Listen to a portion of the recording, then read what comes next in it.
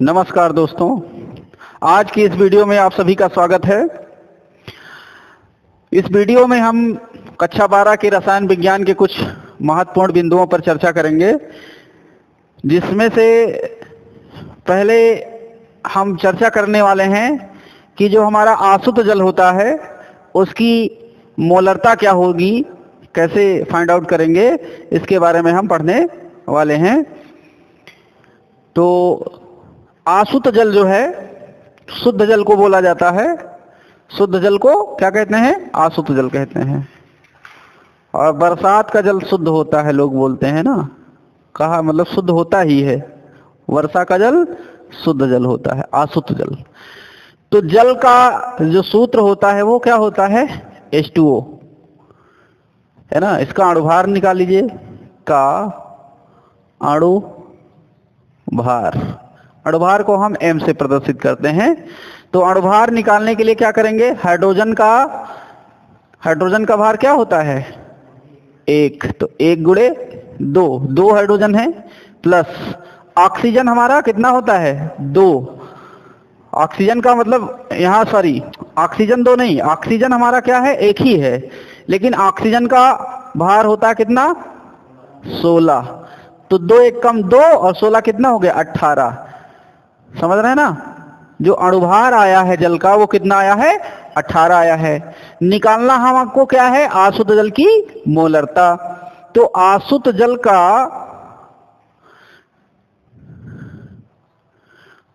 जल का हमें और क्या पता होना चाहिए भाई? आसुत जल है तो उसका हमें क्या पता? घनत्व पता होना चाहिए और आयतन पता होना चाहिए। समझ रहे ना? जब आयतन और घनत्व लेंगे तो जल का भार निकल आएगा। तो आसुत जल का भार को हम किससे दिखाते हैं?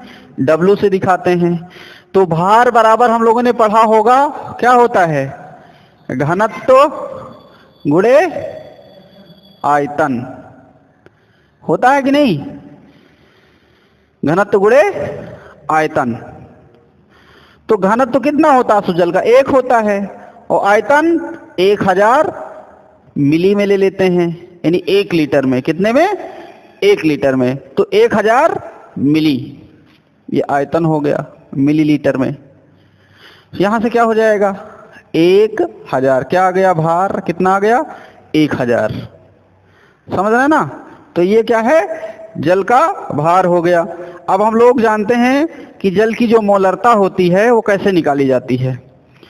भाई मोलरता का सूत्र हमें पता होना चाहिए। क्या पता होना चाहिए? मोलरता का सूत्र m से प्रदर्शित करेंगे, और मोलरता का सूत्र होता है विलेय के मोल बटे मिलेय के मोल, मोलों की संख्या है ना, बटे विलयन का आयतन। किसमें?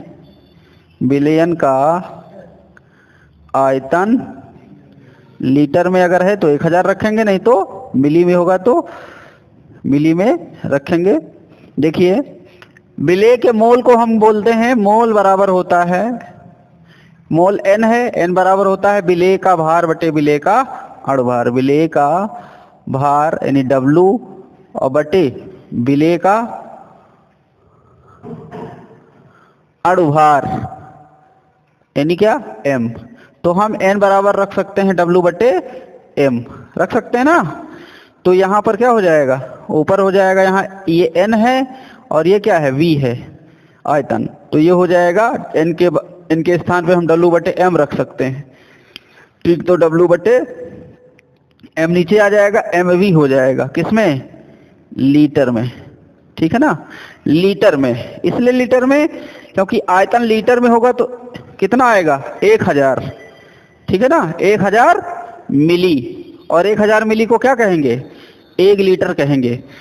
तो आयतन जो है यहां पर भार कितना आया है? भार बराबर कितना आया है? 1000 ग्राम। तो ऊपर रख लेंगे कितना? 1000, और नीचे कितना है हमारा? m कितना आया है? 18 गुणे 1। आयतन कितना रखेंगे? 1 लीटर, क्योंकि लीटर में ले रहे हैं तो 1000 मिली जो है उसका मतलब क्या होगा? 1 लीटर। अगर 1000 यहां लिख लेंगे तो ऊपर भी 1000 से गुणा करेंगे तो 1000 कैंसिल हो जाएगा ना, फिर भी तो 1 ही बचेगा। समझ पाए कि नहीं?